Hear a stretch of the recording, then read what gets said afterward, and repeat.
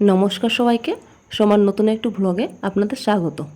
আজকে সোমবার, আমি বেরিয়ে পড়েছিলাম ডিউটির উদ্দেশ্যে। এদিকে কালিয়াচক ঢোকার মুহূর্তে যে রাস্তাগুলো আছে সেখানে প্রত্যেক দিন এরকম জ্যাম হয়।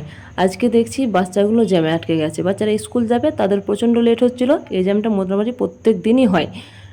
এদিকে কালিয়াচকের চৌরঙ্গি চলে এসেছিলাম, ফেরার পথে এই রাস্তাটা দেখাচ্ছি। তবে এখন ভিড়টা কম আছে। আজকে জানি না ভিড়টা কী করে কমলো, তবে এই টাইমে বা সারাদিনই মোটামুটি চৌরঙ্গিতে প্রচণ্ড জ্যাম থাকে। এদিকে আমি বাড়ি চলে এসে রান্না করব।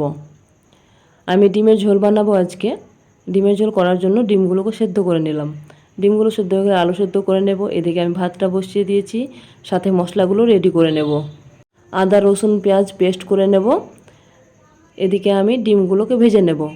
ডিমগুলো ভাজার জন্য তেলের মধ্যে আমি অল্প লবণ সাথে হলুদ দেব। হলুদ দিলে ডিমের কালারগুলো ভালো আসে।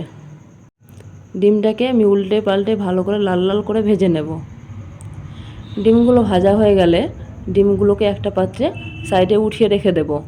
যে আলুগুলো সেদ্ধ করে রেখেছিলাম সেইগুলো আমি হালকাভাবে আবার লাল লাল করে ভেজে নেব। এই আলুতে আমি হালকা লবণ আর হলুদ দিয়েছিলাম, কালারটা যাতে ভালো আসে। আলুগুলো ভাজা হয়ে গেলে ডিমের মধ্যে উঠিয়ে রেখে দেব। তারপর আমি মশলাটা কষানোর জন্য কড়াইতে তেল রেডি করে দেব। তেলের মধ্যে গোটা জিরে, কয়েকটা রসুনের কোয়া আর পেঁয়াজ দিয়েছিলাম। পেঁয়াজ রসুনগুলো হালকা ভাজা ভাজা হয়ে আসলে তার মধ্যে কাঁচা লঙ্কা দিয়ে দেবো। কাঁচা লঙ্কাটা পরেই দিই, হাজব্যান্ড সেটাই খেতে বেশি ভালোবাসে। তারপর মশলাগুলো দিয়ে দেব।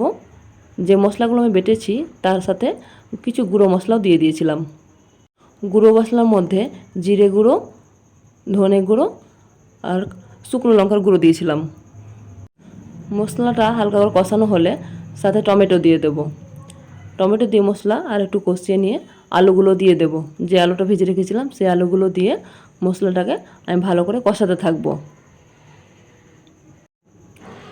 পরিমাণ মতো লবণ দিয়ে দেবো আর হালকা একটু জল দিয়ে দেবো। হালকা লবণ পরিমাণ সব কিছু একসঙ্গে কষাতে থাকবো। এদিকে আমার ভাতটাও দেখছি হয়ে গেছে। ভাতটা সাইডে আমি নামিয়ে নেব।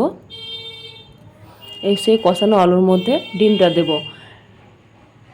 তবে আমি ডিমটাকে ফুটো করে নেব। ডিমটা ফুটো করলে ডিমের মধ্যে লবণ মশলাগুলো ঢোকে, ডিমটা খেতে ভালো লাগে। তাই আমি ডিমটাকে এইভাবে ফুটো করেই দিই। আলুটা কষা হয়ে গেলে সেই ফুটো করে রাখা ডিমটাও আমি সেই কষানো আলুর মধ্যে দিয়ে দেব। আমার মনে হয় এইভাবে কষানো আলুতে ডিমটা দিয়ে দিলে ডিমটার মধ্যে মশলা ঢোকার দরুন ডিমটা খেতে বেশি ভালো লাগে। তাই আমি যতবার গোটা ডিম রান্না করি ততবার এইভাবেই মশলার সাথে আলুর সাথে ডিমটাকে কষিয়ে নিই। তাতে ডিম কারিটা খেতে আমার বেশ সুন্দর লাগে। তারপর আমি জল দিয়ে দেব।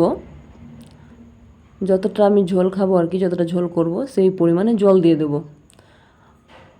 ডিম আলু ঝোল সব একসাথে ফুটে গেলে গরম মশলা দেব। গরম মশলা দিয়ে কিছুক্ষণ ফুটিয়ে নামিয়ে নেব। ডিমের ঝোলটা দেখুন আমার ঠিক দেখতে এইরকম হয়েছে।